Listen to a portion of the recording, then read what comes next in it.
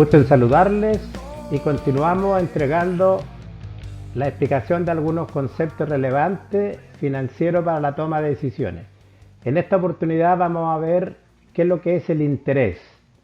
Y como ustedes están observando, es la evidencia del valor del dinero en el tiempo, que ya lo explicamos en algunos videos anteriores. En resumen, es la medida del incremento entre la suma de dinero originalmente prestada o invertida según corresponda y la cantidad al final que se debe o se acumula según corresponda.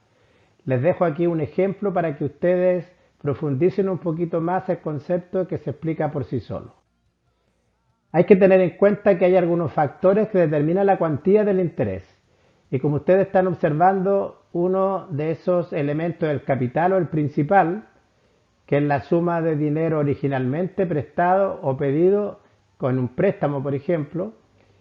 El otro término importante es el tiempo, que es el número de unidades de tiempo para el cual se calculan los intereses, un dato muy importante. Y la tasa de interés en cuestión, que es el interés por unidad de tiempo expresado como tanto por ciento o tanto por uno del capital. Y hay que acotar que generalmente las tasas se expresan en términos mensuales o anuales según corresponda. Esto puede dar lugar a varios aspectos más, que pueden ser obviamente tasa de interés fija, variable, que lo explicaremos más adelante. Lo que sí es importante hacer la diferenciación, por ejemplo, lo que es una tasa de interés nominal y una tasa de interés real.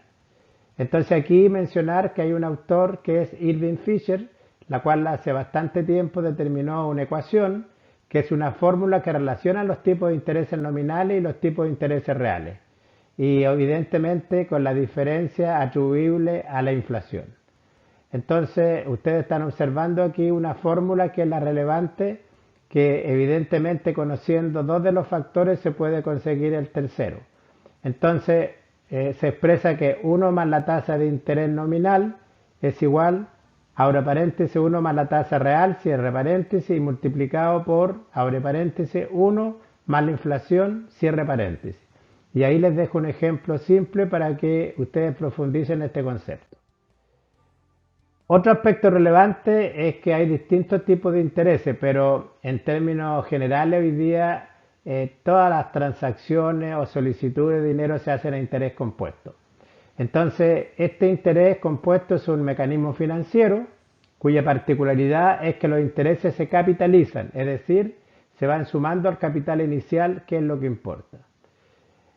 Aquí les dejo varias fórmulas en la cual, como ya les explicaba, que conociendo un término o dos términos uno puede calcular el tercero.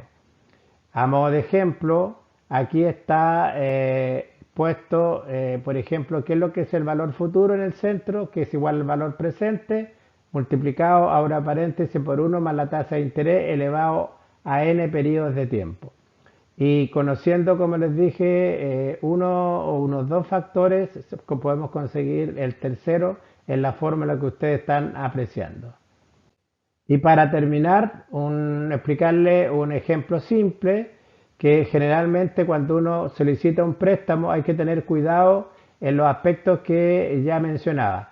Entonces, primero definir bien cuál es el volumen monetario, en este caso 1 millón de pesos. Aquí hay otro concepto técnico, que es la carga anual equivalente, que es lo que uno observa en las pizarras o cuando se mete a la web de cada agente bancario, por ejemplo, o los que prestan este dinero, y definir bien que si nosotros vamos a hacer los pagos de esto en términos mensuales, por lo tanto esa tasa debe ser convertida a tasa nominal mensual, y definir el periodo de tiempo, como en este caso, que es de 12 meses. Bueno, decir que aquí hay tres elementos que son importantes. Uno, cuál es la cuota, que se calcula por fórmula o utilizando la herramienta de una calculadora financiera, pero decir que cuando uno tiene una cuota tiene dos componentes, que son los intereses y son las amortizaciones, que como dijimos es lo que se va devolviendo al acreedor. Y decir también que la tasa o el interés más bien a la tasa mencionada se va calculando por el saldo insoluto. Bueno, al final del periodo lo que importa es que sepamos cuánto cuánto nos costó este préstamo, cuánto más tuvimos que sacrificar. Y aquí estamos indicando que si pedimos 1.000.000 de pesos, al final del periodo, al que solicitó el crédito le cuesta 1.144.823 pesos.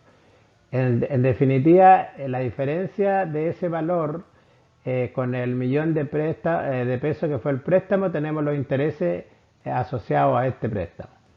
Y si sumamos todas las amortizaciones, al final del periodo tiene que sumarse evidentemente la masa monetaria que fue solicitado, que fue el préstamo.